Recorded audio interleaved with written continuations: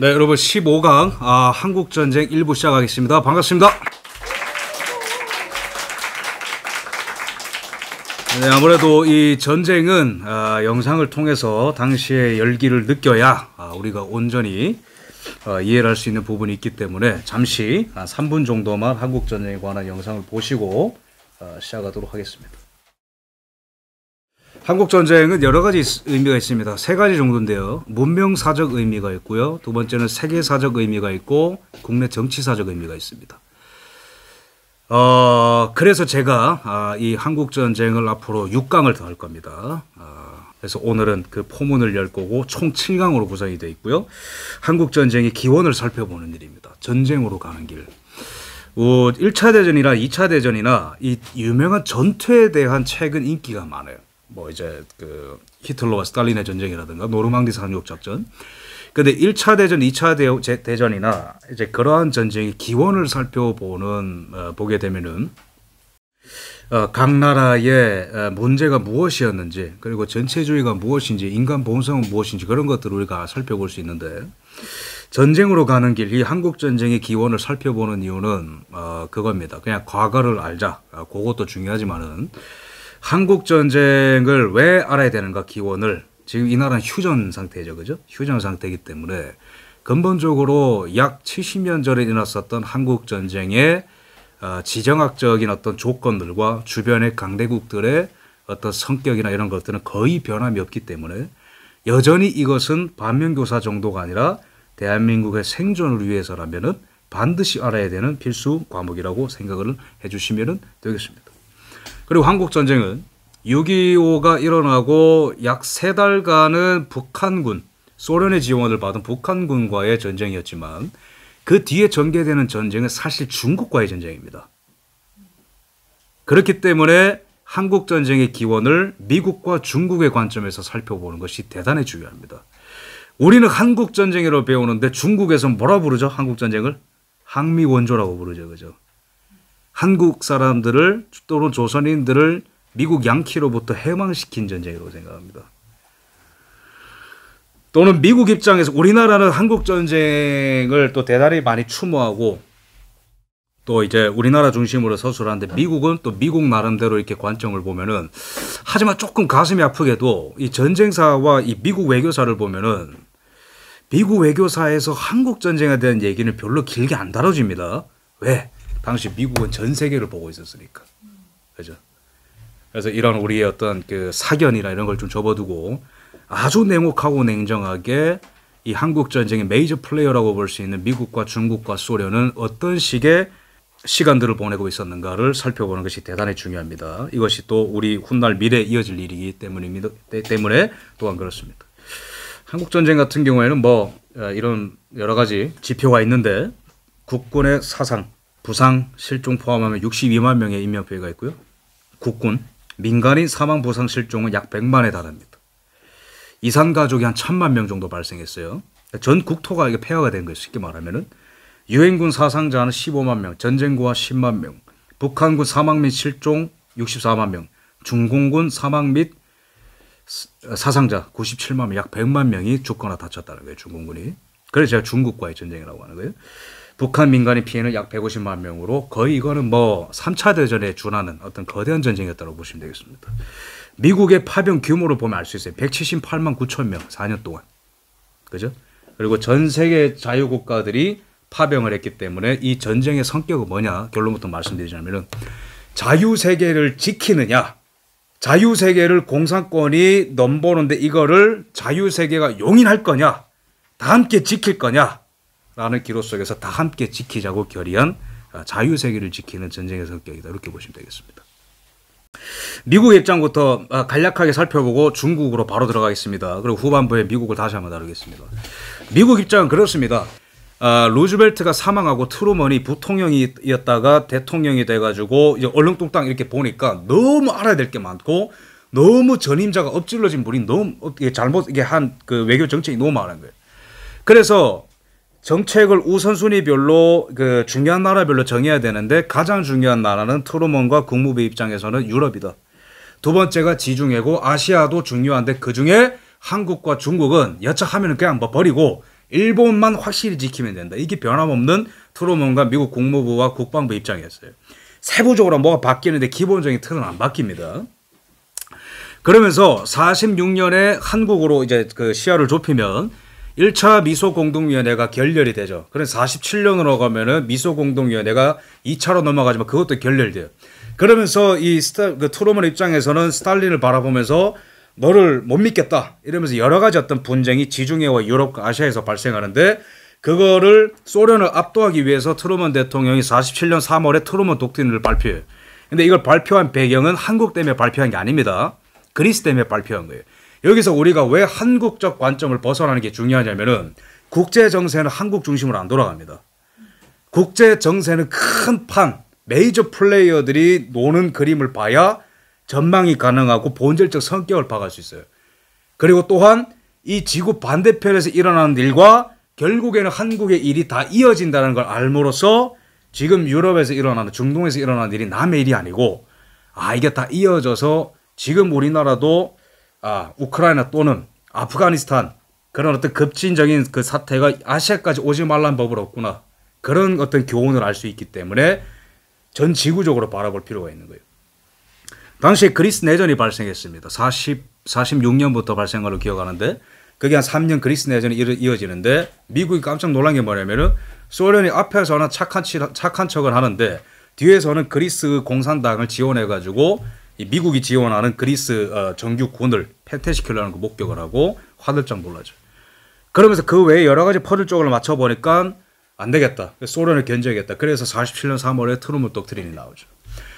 그다음에 미국은 49년까지 안심을 하고 있었어요. 왜냐하면은 핵을 보유하고 있는 거는 당시에 미국밖에 없었거든요. 49년 8월 달에 소련이 핵 개발에 성공하게 되면서 더 이제 미국이 더 쫓기게 됩니다. 소련한테. 근데 뜬금없이 왜 주한미군은 갑자기 왜 나가냐? 이 와중에 소련과 안 싸우겠다 이게 아니죠. 소련과 싸우는 각을 높여가는데 주한미군이 나가는데 이거 뭔가 좀 이상하지 않나요? 그만큼 필요 없다라는 거예요. 일본만으로 충분하다 그런 뜻입니다.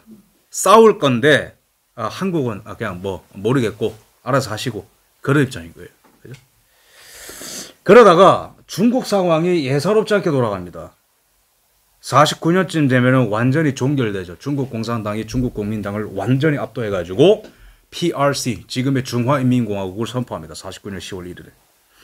그러면서 미국이 에치스 라인을 발표하는데 이게 우리 관점에서 보면은 섭섭한 라인이에요. 일본과 한국의 사이를 그은 다음에 한국을 마치 지키지 않겠다라는. 미국의 극동아시아 방위선은 일본까지다 이렇게 선을 그은 거거든요. 근데 그건 우리 입장이고 미국 입장에서 이게 뭐냐면은 중국이 공산화 됐으니까 일본까지 넘어오면 우리가 참지 않겠다라는 표현을 한 건데 우리 입장에서 우리를 버린 것처럼 보이죠. 어쨌든 전략적 실패와 실수는 맞습니다만은 미국 입장에서는 한국이 안 보여. 계속 5년 동안. 한국은 없어 원래. 아웃 오브 안중. 계속 딱 소련만 보고 있는 거예요. 유럽, 딱 일본 이 정도 게임이 체스판 게임이지 한국은 저 체스판 올라오지 마라 이런 느낌이에요. 그러다가 실수를 한 거죠 미국이.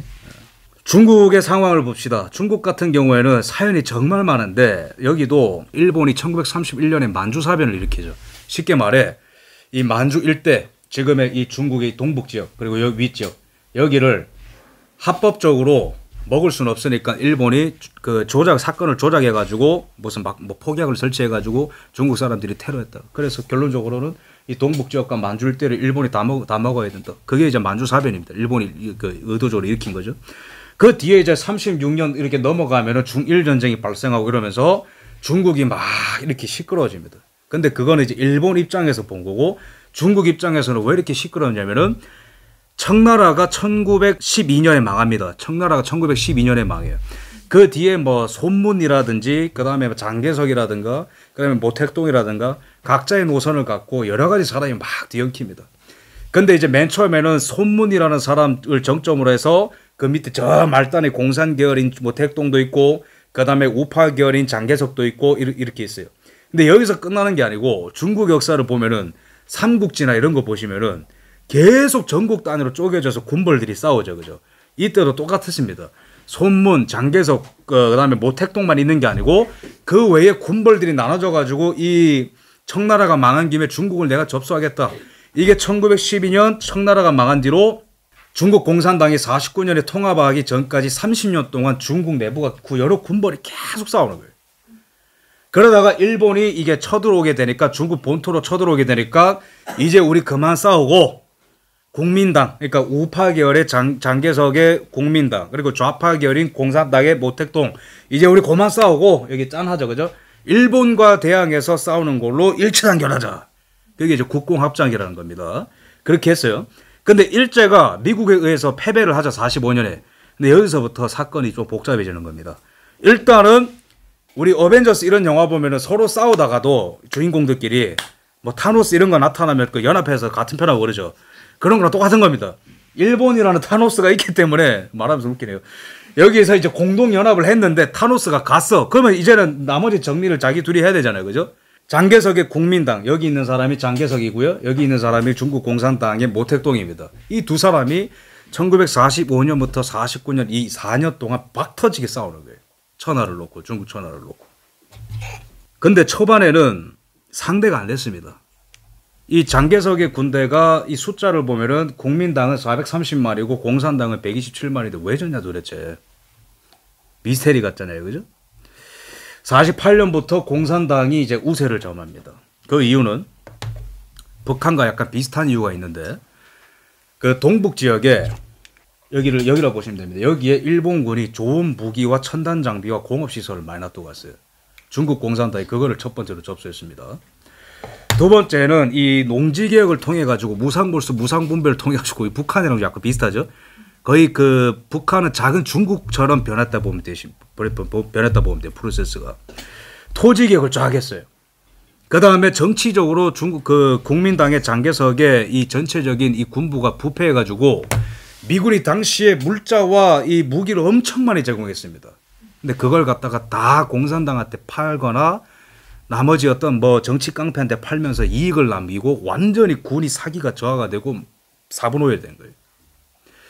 국민의 여론도 공산당한테 뺏기고 그나마 이제 받았던 미국의 원조도 다 증발시켜버리고, 그러니까 이제 4분 5일 된 그 과정 속에서 모택동이 또 이 오랫동안 게릴라전을 수행했던 이 베테랑입니다. 게릴라전의 베테랑. 그래서 속수무책 그런 어떤 전투 방법에 패배해가지고 점점 힘을 잃어갔던 것이죠. 그러면서 또한 이 미국에 대해서 중국 전체 사람들의 이 민심이 꺾이는 상황이 계속해서 발생합니다. 미국이 중국한테 4억 6,300만 달러를 줄게. 이건 국민당을 말하는 겁니다. 근데 마셜 플랜, 유럽한테 준 금액에 비유하면 이게 몇 배 차이인가? 132억 대 4억이면 그죠? 한 30배 이상의 차이가 나는 거예요. 근데 중국 사람들이 이게 왜 섭섭하냐면은 우리도 일제에 대항해서 싸운 2차 대전의 승전국이야. 근데 왜 유럽은 132억 달러를 주고 우리는 왜 4억 달러를 주냐? 미국한테 엄청난 분노가 일어나는 거예요. 두 번째, 우리 일본인들이 와가지고 난징 대학살이라는 거 20만 명에 달하는 막 중국 국민들 죽이고 그런 일이 있었어요. 그런 만행을 저지르고 일본이 우리 영토를 빼앗아갔던 그 일본을 좀 심판해야지. 미국 왜 이렇게 일본을 막 끼고 도냐? 섭섭한 거예요. 그리고 일본에 대항해서 이 전쟁 배상금을 받고 싶은데 미국이 나서가지고 야, 일본은 금쪽 같은 내 새끼니까 건드리면. 그러니까 중국 사람들이 민족주의 감성이 심하니까 와, 미국이랑 못해 먹겠네, 막 때려치워라, 뭐 이러면서 중국 공산당한테 계속 기우는 거예요. 그러면서 반서양 감정이 이제 들끓는데 여기서 또 영국이 또 눈치 없이 또 홍콩을 준다 했다가 또 말 바꿔가지고 싫어 이러는 거예요. 그러니까 이제 외세가 청나라를 무너뜨렸던 그 외세가 이제는 국민당과 함께하는 척하면서 우리를 또 힘들게 하네. 반서양 감정이 고조가 되는 거예요. 중국 공산당한테 모든 게 다 유력에 돌아가는 거예요. 그 결과로 49년 3월 4월이 되면은 국민당의 수도인 난징 그리고 경제 수도라고 볼 수 있는 상하이가 공산당에 의해서 함락이 됩니다. 아주 점진적으로. 저는 이게 대한민국의 위대한 리더십이 없었다면 저는 이러한 경과로 대한민국이 적화돼도 이상하지 않았다고 생각합니다. 비슷하죠, 그죠? 외세에 대한 반감, 경제적으로 못 살고, 그죠? 토지개혁으로 해가지고 공산당에 잘 나가고 비슷한 게 많은 거예요. 일제에 대한 반감 이런 것들. 그러면서 미국이 중국 백서를 발표합니다. 49년 8월 달에. 대한민국 건국 1년 뒤죠. 이게 중국 백서가 뭐냐면은 아, 중국 국민당 이제 못 도와주겠네. 전쟁도 끝났고 보아하니까 공산당이 다 이겼고 미국은 이제 손 털고 나갑니다. 그러고 이제 2달 뒤에 중화인민공화국이 선포되면서 완전히 적화가 된 거예요. 중국 전역이. 미국의 관료들은 전혀 예상 못했습니다. 왜? 원래 이 청나라가 망하고 1910년대, 20년대, 30년대 내내 중국 국민당이 항상 강세였거든요. 돈도 많고 땅도 많고. 근데 그게 앞으로 4년 전쟁하더니 그냥 확 뒤바뀐 거예요. 그러면서 모택동이라는 인물은 이를 바득바득 갈면서 나를 이렇게 힘들게 만든 장개석. 그 뒤에는 분명히 미국이 있고 언젠가는 미국과는 크게 한번 전쟁을 해야 된다라는 것을 받아들이고 있었습니다. 이미. 이게 중국 국민당의 패배와 중국 공산당의 승리를 대조적으로 잘 보여주는 사진을 볼 수 있겠는데 여기에 있는 병사들이 중국 국민당 병사들이거든요. 뭘 먹고 있냐면 먹을 게 없어서 눈을 먹고 있어요. 왜 이랬을까요? 경제 원조가 없었던 게 아니거든요. 근데 그걸 그 장개석 밑에 있는 이 군부 세력들이 다 빼돌린 거예요. 그러니까 밑에 조달되는 것도 없고 전투는 장기화돼 갖고 일본과의 전쟁을 하면서 경제적으로 어렵고 근데 이 상황에서 미국이 많이 도와준다 했다가 막 원조 금액 다 삭감해버리고 그러니까 이 중국 국민당의 정치력과 군사력이 계속 약해지는 거예요. 그러면서 중국 공산당은 중국 국민당한테 전투적으로는 초반에 밀렸지만은 대중적인 지지를 얻으면서 계속해서 가는 곳마다 환영을 받는 거예요. 그러면서 끝난 겁니다. 그러면서 모택동은 중화인민공화국 선포 4개월 전에 확실하게 입장 전을 냈죠. 한쪽 편을 들어야 된다. 이거 소련 편을 말하는 거예요. 소련 그리고 다른 모든 나라의 무산계급과 광범위한 인민대중과 함께 동맹을 맺고 국제적인 통일전선을 형성해야 된다. 한쪽 편을 들어야 된다. 왜? 미국이 중국 공산당을 지원해 줄 가능성은 없으니까 미리 소련 편에 서겠다 이런 얘기를 하는 거예요. 1949년 10월 1일에 중화인민공화국 선포를 합니다. 그 다음에 2달 뒤인 모스크바로 가가지고 이 공산 세계의 뭐 황제라 부를 수 있는 이 스탈린을 아련하러 모택동이 러시아를 방문합니다. 너무 멀어가지고 2달 걸렸대요. 그죠? 모택동뿐만 아니라 전 세계에 코뮤니스트들이 다 왔습니다. 공산계의 황제인 스탈린을 아련하기 위해서 다 온 것이죠. 그 중에 한 명으로서 있는 겁니다. 이 두 사람 표정이 안 좋아요. 그죠? 1초라도 빨리 집에 가고 싶은 표정입니다. 둘 다. 그죠? 되게 친해 보이는데 안 그렇습니다. 역사를 잘 보면은 러시아와 중국 관계는 항상 적대적 공존입니다. 이 두 사람이 왜 이렇게 불편하냐면은 일단은 스탈린 입장 이거는 누구 말을 들어봐야 돼. 이런 말이 요새 유행하잖아요. 그죠? 이거는 뭐 누구 말을 들어봐야 된다. 스탈린의 입장을 한번 봅시다. 스탈린은 2차 대전을 이겼으면 표정이 좀 좋아야 될 텐데 왜 이렇게 표정이 안 좋냐면은 2차 대전을 이겼어요. 근데 이제 동유럽의 하나둘씩 국가가 다 공산화된 것까지는 좋았어요. 근데 1948년에 누가 한 명 사고 칩니다. 그게 누구냐면은 유고슬라비아, 지금의 크로아티아, 그 다음에 세르비아, 이런 지역을 쫙 포함하는 옛날에 연방국가가 있었죠. 그죠? 90년대 이제 몰라겠지만 그 유고슬라비아의 대통령인 티토라는 사람이 하나둘씩 공사나 잘 돼가고 있는데 갑자기 픽 튀어나와가지고 나는 이제 스탈린이랑 같은 편 안에 갑자기 독자 노선을 걷는 거예요. 스탈린 입장에서 그게 너무 충격적인 거예요. 왜? 이때까지 자기 말에 거역하는 그 공산주의 그 쫄병은 없었거든요. 다 자기 말 들었지. 그리고 티토 같은 경우에는 유고슬라비아의 티토 같은 경우에는 이 사람은 심지어 이 러시아에서 직접 유학을 한 진성 공산주의자였어요. 박헌영 같은 존재. 우리가 다 교육시키고 보내가지고 공산화시키러 보내놨더니 잘 키워놨더니 가가지고 반란 일으키니까 스탈린 입장에서는 놀란 거죠. 이런 일이 발생할 수도 있군. 그래서 40년대 이 2차 대전 이후에 또 소련 경제가 안 좋았어요. 그래가지고 여러 가지 고민이 많았어요. 근데 모택동이가 광활한 이 전 중국 지역을 통일했다? 뭔가 한편으로는 공산주의의 승리인 것 같아서 기쁘지만 한편으로는 너무 신경 쓰이는 거예요. 왜? 저 큰 지역을 통합할 정도의 능력과 통솔력과 군사력이면은 나한테도 위협이 될 것 같아. 그 조합을 해서 불편한 거예요. 좀 떨어져라. 근데 모택동 입장에서는 왜 또 이게 자존심 상하냐면은 이 모택동이라는 사람이 중국 공산주의 역사 가운데에 또 난다 긴다는 사람이 많아요. 이름 말할 수 없는데 근데 그 중에서 항상 무식하다고 욕먹던 사람이 목택동에.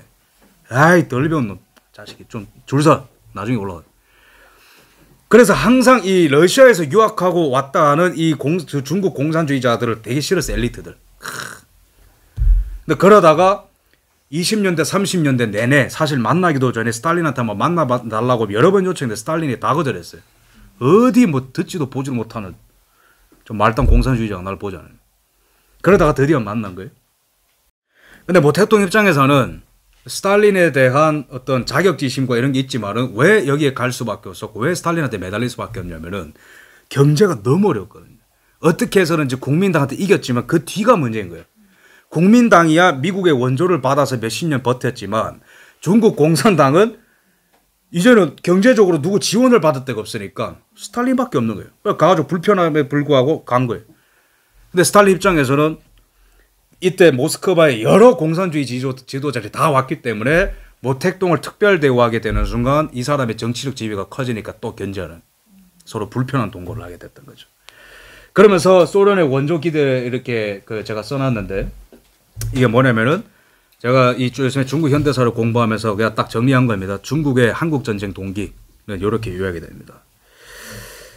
첫 번째, 스탈린의 원조를 받을 필요가 있다. 소련의 원조를 받을 필요가 있다. 근데 그 전에 앞서서 스탈린이 모택동과 중국 공산당이 갖고 있는 이 불신을 종식시킬 필요가 있는 거예요. 우리는 그만큼 헌신적입니다. 당신을 위해서 미국과 싸울 정도로 우리는 그런 의지가 있습니다. 그래서 경제 원조를 받아야 되기 때문에 이런 목적이 있었던 거예요. 그리고 그 몇십 년간의 이 국공내전, 1차 국공내전, 2차 국공내전 뭐 많아요. 어쨌든 오랫동안 싸우면서 이 중국 국민당을 통해서 미국이 중국을 갖고 노는 거라 그 반감이 엄청나게 심한 사람이에요. 미국에 대한 반감이. 그래서 언젠가는 한판 붙어야 될 거라면은 중국 본토 바깥에서 붙는 게 좋다. 그걸 미리 다 계산을 했던 사람이 이 사람이에요. 그 다음에 만약에 우리가 미국과 대항해서 싸워서 이긴다면은 공산권 내에서 중국의 지위는 엄청나게 올라간다. 이 계산까지 갖고 있었던 사람입니다. 그리고 한반도에서 미군을 몰아낸다면 잘하면은 대만까지도 점령할 수 있다. 마지막으로 중국 국민당으로부터 잡아놓은 거의 이제 군포로들이 많아요. 그러니까 어거지로 국민당을 깨면서 국민당 안에 있는 많은 군인들을 포섭을 했는데 공산당이 여전히 충성심이 아리까리한 사람들이 많은 거예요. 그 충성심 테스트하기 위해서 한국전쟁에 다 온 겁니다. 죽으면 죽는 거고 거기서 살아남으면 중국 공산당한테 충성심이 있는 거고 정말 잔인하죠. 그래서 한 미국 학자는 그 사람들을 바로 전쟁 쓰레기들이다. 월 트래시라고 표현했어요. 몇백만 명 되는 생명을 그냥 확 버리는 거예요. 그래서 이승만 대통령이 훗날 한국전쟁 때 방공포로 석방 사건 있죠. 그죠? 그때 중국으로 돌아가겠다라고 말한 사람 별로 없습니다. 포로 중에. 왜? 억지로 온 사람들이 많기 때문에 그런 거예요. 제가 토지 개혁할 때 이 친일파 몰이하면서 토지를 뺏었다 말씀드렸는데 이 북한의 역사와 이 중국 공산당 역사는 좀 비슷합니다. 그러니까 실제로는 더 친일적인 북한, 더 일제를 이용한 북한, 더 외세 의존적인 북한. 근데 권력 탈취와 토지 몰수를 위해서 그냥 친일파라는 걸 썼어요. 그죠? 프로파간다를. 근데 이 중국의 환경도 비슷합니다. 당시에 중일전쟁 때 일제에 대항해서 싸웠던 대부분의 세력은 중국 국민당이지 중국 공산당이 아닙니다. 그 20만 명이나 되는 중국인들을 대학살했던 난징 대학살 때도 일본에 대항해서 싸웠던 거는 중국 국민당 세력이 중국 공산당이 아니에요. 모택동 인민의 배신자 이 책이 말하는 게 뭐냐면은 모택동은 너무나 일제에 감사할 정도였다. 왜? 30년대에 중국 공산당한테 밀리고 있었는데 마침 일제가 쳐들어와서 국민당을 괴롭혀줬기 때문에 너무 고맙다. 일제. 난징 대학살 때 그럼 중국 공산당은 뭐 했냐? 저기 뒤에 숨어 있었습니다. 그래서 지금은 중국 교육이 어떻게 바뀌었는지 모르겠는데 제가 공부했던 마지막 그 기간을 기준으로 잡았을 때는 중국 안에서는 난징 대학살이라든가 자기들한테 유리한 거고 잘 안 가르쳐요. 왜? 그때 모택동이 한 게 없기 때문에. 충격적이죠. 그죠? 이용하는 게 다 이런 것들. 그러면서 49년 8월 달이 되면은 소련의 첫 핵실험이 단행되고요. 당시 사진입니다. 그러면서 이 미국의 트루먼 대통령과 국무부와 국방부는 굉장히 긴박하게 상황을 정리를 해가는데 다양한 실수도 하고 좋은 결정도 있고 그게 이제 복합적으로 있죠. 현실은 항상. 그러면서 이 가장 충격적이었던 건 이 두 개입니다. 소련의 핵실험. 군사적 밸런스가 무너졌다. 미국이 놀란 거예요. 두 번째, 중국 국민당이 이렇게 무력하게 밀릴 줄 몰랐다. 중화인민공화국 선포. 여기서 머리가 아파지는 거예요. 그러면서 1950년 4월 14일에 이게 결정적으로 미국의 NSC 68인데 그러니까 미국의 군사안보 방침이라고 보시면 돼요. 여기의 내용은 소련과 군사적 대결을 준비해야 된다. 아주 현실적인 입장을 여기 정리하는 거예요. 베트남도 공산화되고 이런 일련의 과정 속에서 발표된 에치슨 라인은 한국을 버리겠다는 뜻이 아니고 베트남도 공산화되고 소련도 핵실험 성공했고 중국도 적화됐기 때문에 더 이상 넘어오면은 전쟁이다라는 그 선언을 한 건데 이 라인이 미국 국무부와 이 국무부 장관이죠. 당시에 에치슨이 너무 이게 얘기가 다 혼선이 있고 통합이 안 돼가지고 급하게 발표되면서 이런 시그널을 보냈는데 이 시그널을 보면서 스탈린이 씩 웃으면서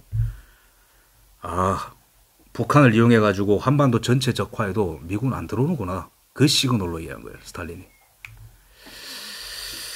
네, 그렇습니다. 그래서 스탈린이 이렇게 얘기하죠. 김일성한테. 미국으로부터 입수한 정보에 의하면 간섭하지 않는 분위기가 지배적일 것이다. 당시에 국무부에 간첩이 많았으니까 바로 정보를 얻는 거예요. 김일성이 좋다. 침공은 신속하게 진행될 것이고 따라서 3일 안으로 순정보를 올릴 것이다. 옆에 있는 박헌영은 아직 살아있습니다. 박헌영은 옆에서 거들면서 다 자신의 또 존재감을 막 피력을 하는 거예요. 이 남노당의 뿌락치들이 전국적으로 드러나면 일주일 한 달 만에 전쟁이 끝날 것입니다. 그러면서 스탈린 입장에서는 스탈린 정말 교활하고 생존 본능에 따라서 자기 생명을 지키는 데 있어서는 정말 머리가 비상하게 돌아가는 잔머리가 장난 아닌 사람입니다. 그러면서 딱 생각을 하는 거예요. 정세를 보니까 아주 좋은 기회다. 두 가지 목적을 달성할 수 있다. 첫 번째, 미국이 어느 정도까지 참는지 테스트해볼 가장 정확한 리트머스지다. 이거는 한번 쳐들어가 본다. 두 번째, 중국 공산당이 한편으로는 든든하지만은 이 중국 큰 대륙이 마치 유고슬라비아의 티토처럼 나한테 반역을 한다면 이건 되돌릴 수 없다. 그래서 중국 공산당 전쟁에 들어가서 몇백만 명 죽어라.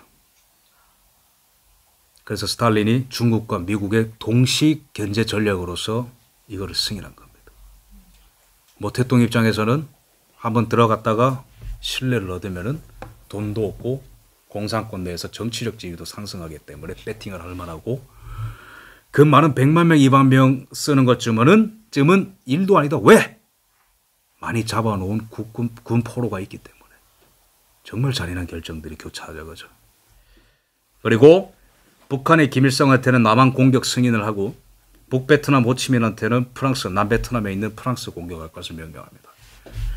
강대국 중심으로 보면은 그림이 다 보이죠. 그죠?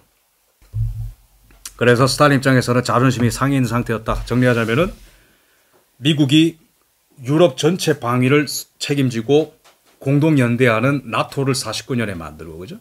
47년에는 유럽 경제 재건 계획으로서 마셜 플랜을 함으로써 미국이 도와주는 지역은 이렇게 잘 살게 되고 이렇게 복구가 잘 되고 이렇게 자유가 있네.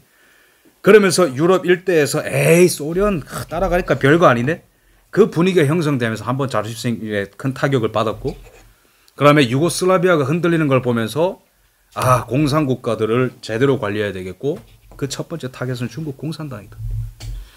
이런 계산하에 이런 일을 벌인 겁니다. 그럼 당시에 한국의 국군의 군사적 사관과 실력은 어느 정도였는가? 그럼 살펴봐야겠죠. 이거는 뭐 무관한 사진인데 당시 한국 전쟁인지 그 전인지 제가 이제 그 날짜를 잘 이제 못 찾았는데 어쨌든 미국의 이 군사 고문단이 교육을 해주는 사진인데 또 우리나라 국군이 이렇게 또 창설돼가지고 훈련을 받고 있는 이런 엄청나게 살벌한 결정이 만들어지고 있는 그 순간에 대한민국 국군은 그래도 창설돼서 하나 둘씩 그래도 발전을 하고 있었어요. 근데 자료를 보면은 미국이 최신식 탱크와 아까 제가 동영상에서 보여드렸던 것처럼 탱크 한 대도 없었다 했죠. 그죠? 박격포라든가 소총이라든가 이런 것들은 다 미국이 쓰던 걸 주긴 했는데 다 몫을 걸어 북한의 그것과 비교해서는 절대적으로 열악한 상황 또는 안 좋은 무기들, 오래된 무기들을 남기고 갔습니다. 그런 상황 속에서 이승만 대통령이 절박하게 매달렸습니다. 트루먼 대통령한테. 한국군은 현재 이틀치 탄약밖에 없으니까 북한 남침 시에 필요한 탄약과 무기를 지원해달라. 트루먼 왈. 감당도 못할 대규모 군사력을 생각하지 말고 경제력을 키워서 국민 먹여 살릴 생각이내라.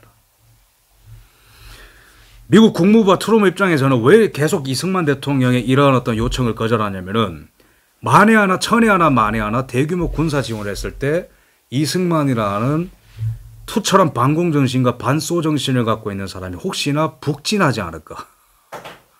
첫 번째 그게 걱정돼서 계속 거절했던 것이고 두 번째 한국이라는 나라를 위해서 지켜줄 그런 어떤 의지가 없기 때문에 혹시나 북한을 자극했다가 전쟁이 나면 골치 아파지니까 계속 거절을 한 것입니다. 이승만 대통령이 이 48년 후반 49년 1950년 전쟁이 일어나기까지 급속도로 이 전쟁으로 가는 이 톱니바퀴가 빨라지는 이 기간이라고 볼 수 있는데 이때 이승만 대통령의 미국에 대한 입장을 가장 잘 정리한 글이라 생각해서 제가 가져와 봤습니다. 미국이 어느 방향으로 전환할지 아무도 알 수 없었습니다. 이게 뭐냐면은 미국의 외교 정책이 이때 동안 다 틀렸다는 걸 비판하는 거예요. 그 결과 국민당은 중국을 말하는 거예요. 의존할 만한 꾸준한 지지 세력을 확보하지 못한 반면에 중국 공산당은 대규모의 추종 세력을 확보하는 데 필요한 모든 상황을 다 만들었다. 일반 인민 대중은 미국의 정책을 신뢰할 수 없게 되자 결국 아무것도 이룰 수 없다는 결론에 도달하여 미국에 대한 기대를 포기하고 내분을 일으키기 시작하였던 것입니다. 중국 국민당 멸망 8개월 전에 말한 겁니다. 사태가 심각하게 돌아가고 있다는 거죠. 이 대목에서 이승만 대통령이 미국의 가장 취약한 약점을 비판합니다. 그게 뭐냐면은 미국이란 나라는 어쩌다가 제국적 위치에 오른 나라죠. 처음부터 제국하겠습니다 이런 나라가 아니에요. 그 나라가. 조그맣게 13개 주로 시작했단 말이에요. 처음에는 전 세계를 관리하고 그런 사명 같은 게 없었어요. 미국은. 근데 어쩌다 보니까 이렇게 힘이 이렇게 세진 거예요. 여러 가지 어떤 요소가 맞물렸죠. 제도적인 뭐 이렇게 훌륭함도 있고 지정학적인 이점도 있고 여러 가지. 근데 이 나라가 아주 그 안 좋은 제도가 있는데 그건 바로 민주적으로 결정을 해야 되고 민주적으로 여러 사람의 뜻을 모아가지고 정책을 만들다 보니까 이럴 때는 저 사람 말, 이럴 때는 저 사람 말, 이럴 때는 저 사람을 듣다 보니까 외교 정책에 일관성이 없다라는 거예요. 어떨 때는 누가 추측 또는 뭐 학술적으로든 뭐 일단 맞췄어요. 예견했어.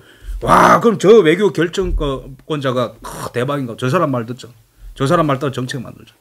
계속 바뀌었기 때문에 그 변덕이 죽을 듯한 미국의 외교 정책 때문에 한국과 중국이 오히려 더 어려워지고 있다는 얘기를 하는 거예요.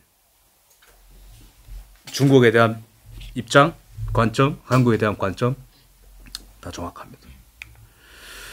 그래서 이런 불안감 속에 주한미군 철수는 완전히 철군하였고 완전히 이제 완료되었고 이승만 대통령은 무초대사를 거의 반협박하면서 한국전쟁 일어나기 거의 전까지 계속해서 주한미군이 왜 계속 다시 와야 되는지를 설파했고 주한미군이 나갔기 때문에 이 나라의 전쟁 가능성은 그 어떤 때보다 올라갔다면서 미국을 계속 비판합니다.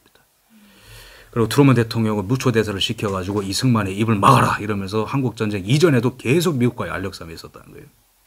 그러면서 김일성은 한반도 전체를 내가 가져가겠다라는 야심을 숨기지 않았고 김일성이 스탈린한테 전쟁을 해도 되냐고 허락을 맡은 그 횟수가 48번입니다. 그 정도로 집요하게 매달린 사람이에요. 그 사람이. 그러면서 6.25 새벽에 전쟁이 일어났죠.